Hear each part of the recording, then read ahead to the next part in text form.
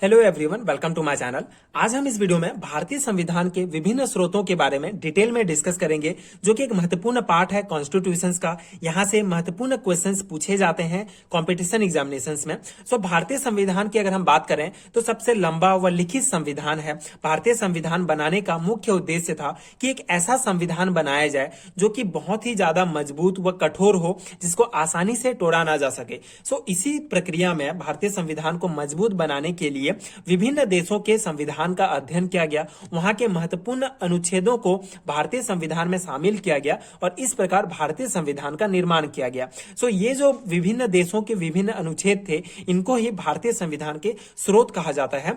इस particular video में हम विभिन्न देशों के महत्वपूर्ण अनुच्छेदों को डिस्कस करेंगे जो भारतीय संविधान में शामिल किए गए हैं। भारतीय संविधान की स्रोतों की अगर बात करें तो सबसे बड़ा स्रोत था भारत शासन अधिनियम 1935। भारत शासन अधिनियम 1935 अंग्रेजों के द्वारा बनाया गया एक अधिनियम था, जो कि भारतीय संविधान बनने से पहले इसी शासन अधिनियम के तहत ही भारत में जो अंग्रेज थे ये शासन करते थे। भारतीय शासन अधिनियम से, भारत शासन अधिनियम 1935 से जो भारतीय संविधान में 395 अनुच्छेद हैं, उनमें से 250 अनुच्छेद डायरेक्ट भारत शासन अधिनियम से शामिल किया गया, जिसमें मुख्य थे न्यायपालिका, सीएजी, नियंत्रक, महालेखा परीक्षक, लोक सेवा आयोग। ये सभी महत्वपूर्ण अनुच्छेद जो थे ये भारतीय शासन अधिनियम से भारतीय संविधान में शामिल किए गए। लगभग 250 अनुच्छेद, तो ये आपको याद रखने हैं, महत्वपूर्ण है। 395 अनुच्छेद में से 250 अनुच्छेद भारत शासन अधिनियम 1935 से भारतीय संविधान में शामिल किया गया। दूसरा महत्वपूर्ण स्रोत था ब्रिटेन। संसदीय शासन व्यवस्था, जैसे राज्यसभा, लोकसभा, राष्ट्रपति, ये सभी संसदीय शासन व्यवस्था जो था ये ब्रिटेन के संविधान से लिया गया था। इसके अलावा संसदीय विशेषाधिकार, जिसका वर्णन अनुच्छेद 105 में है, विधि का शासन, एकल नागरिकता, मंत्रिमंडल व्यवस्था, ये सभी ब्रिटेन के जो संविधान था वहां से लिया गया था। एकल नागरिकता क्या है? एकल नागरिकता अर्थात हम जो है, हम भारत है, भारत के अलावा विभिन्न राज्यों में हम निवास करते हैं, महाराष्ट्र, मध्य प्रदेश, छत्तीसगढ़। तो हमारा जो है छत्तीसगढ़ का या फिर मध्य प्रदेश का नागरिकता नहीं होगा, बल्कि पूरे भारत का नागरिकता होगा। मतलब हम जो है भारत के नागरिक हैं। इसी प्रकार किसी भी जनता का, किसी भी नागरिक का एकल नागरिकता होगा। ये भी ब्रिटेन से लिया गया है ये व्यवस्था।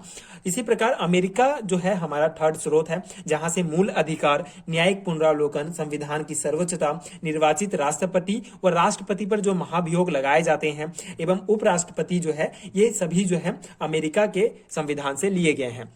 इसके अलावा कनाडा से संघात्मक व्यवस्था अर्थात हमारा जो देश है ये केंद्र स्तर पर अलग सरकार होगी व राज्य स्तर पर अलग सरकार होगी। इस प्रकार से केंद्र व राज्य में हमारा देश बटा होगा और दोनों में अलग अलग सरकारी होंगी, अर्थात बहुत सारे राज्यों से मिलकर केंद्र एक संघ का निर्माण होगा। इस प्रकार का संघात्मक व्यवस्था कनाडा से लिया गया है। शक्तियों का विभाजन, जो राज्य व केंद्र था, राज्य सरकार व केंद्र सरकारों के बीच शक्तियों का विभाजन किया गया और ये शक्तियों का जो विभाजन होता है ये कनाडा के संविधान से लिया गया। और जो अवशिष्ट शक्तियां होंगी ये केंद्र के पास होंगी, ये बताया गया। जो अवशिष्ट शक्तियां अर्थात जैसे कि 3 शक्तियां हैं, एक तो राज्य के पास शक्तियां होगी, एक केंद्र के पास शक्ति होगी, एक समवर्ती सूची की जो शक्तियां हैं जिसमें केंद्र व राज्य दोनों मिलकर जो है नियम बना सकते हैं। इसके अलावा जो नई जो शक्तियां हैं इसको अवशिष्ट शक्तियां कहा जाता है, जो केंद्र के पास सुरक्षित होंगी।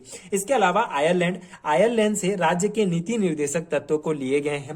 राज्यसभा में जो मनोनयन राष्ट्रपति के द्वारा 12 सदस्य राज्यसभा में मनोनीत किए जाते हैं, ये आयरलैंड के संविधान से ये व्यवस्था लिया गया है। इसके अलावा दक्षिण अफ्रीका से संविधान संशोधन, जो अनुच्छेद 368 में जिसका वर्णन है, संविधान में हम संशोधन भी कर सकते हैं, ये दक्षिण अफ्रीका के संविधान से लिया गया है। इसके अलावा फ्रांस के संविधान से समानता, स्वतंत्रता व बंधुत्व एवं गणतंत्र, ये शब्द जो है फ्रांस के संविधान से लिया गया है। गणतंत्र अर्थात जो हमारा देश है, यहाँ पे जो शासन करेंगे ये वंशानुगत नहीं होंगे, अर्थात लोगों के द्वारा चूज करके जो है हमारे देश का प्रधानमंत्री जो है बनाया जाएगा, जो मेन होंगे उसको बनाया जाएगा। किसी भी प्रकार के वंशानुगत जो है हमारे देश में नहीं चलेगा। इसके अलावा ऑस्ट्रेलिया से समवर्ती सूची, संयुक्त अधिवेशन, जो संयुक्त अधिवेशन राज्यसभा और लोकसभा जिसको राष्ट्रपति के द्वारा बुलाया जाता है, जिसका वर्णन अनुच्छेद 108 में है, इसको ऑस्ट्रेलिया के संविधान से लिया गया है।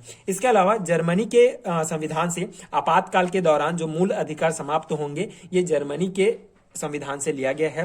रूस से मौलिक कर्तव्य को लिया गया है। मौलिक कर्तव्य आपको पता होगा 42वें संविधान संशोधन में जोड़ा गया। 1976 में जो 42वें संविधान संशोधन हुआ उसमें मौलिक कर्तव्य को जोड़ा गया और ये जो मौलिक कर्तव्य है ये रूस के संविधान से लिए गए हैं। तो इस प्रकार से भारतीय संविधान के ये महत्वपूर्ण स्रोत हैं जहां से महत्वपूर्ण अनुच्छेदों को लेकर भारतीय संविधान का निर्माण किया गया। भारतीय संविधान जो है लगभग 2 वर्ष 11 महीना 18 दिन में पूरा बनकर तैयार हुआ। तो इसका मेन कारण यही था कि विभिन्न देशों के संविधान का अध्ययन किया गया, वहां के महत्वपूर्ण अनुच्छेदों को लेकर भारतीय संविधान का निर्माण किया गया। इसीलिए भारतीय संविधान बनने में इतना लंबा समय लगा और इस प्रकार भारतीय संविधान एक मजबूत संविधान के रूप में पूरे विश्व में उभर कर आया। तो इस प्रकार से भारतीय संविधान बनकर तैयार हुआ। ये जो महत्वपूर्ण स्रोत हैं, ये देश और कौन से देश से कौन से अनुच्छेद लिए गए हैं, ये महत्वपूर्ण पॉइंट्स आपको याद रखने हैं किसी भी कंपटीशन एग्जामिनेशंस के लिए। कंपटीशन एग्जामिनेशंस में यहां से डायरेक्ट क्वेश्चन पूछे जाते हैं, सो आप ये पॉइंट याद रख सकते हैं, इतना महत्वपूर्ण है, यहीं से क्वेश्चंस पूछे जाते हैं। इसके अलावा अगर आप ये वीडियो देखते हैं तो आप खुद से ये नोट्स बना सकते हैं एंड यहाँ इसके बाद अगर आप किसी भी बुक को लेकर वहां से ऑब्जेक्टिव हल करते हैं तो आपके मैक्सिमम क्वेश्चंस बन जाएंगे। सो इस प्रकार भारतीय संविधान स्रोत को आप इस प्रकार से याद कर सकते हैं। आई होप कि ये वीडियो आपके लिए हेल्पफुल रहा होगा, आपको समझ में आया होगा। सो आगे की वीडियोस देखने के लिए चैनल के साथ जुड़े रहिए। प्लीज सपोर्ट कीजिए, like share and subscribe to my channel and thank you so much for watching.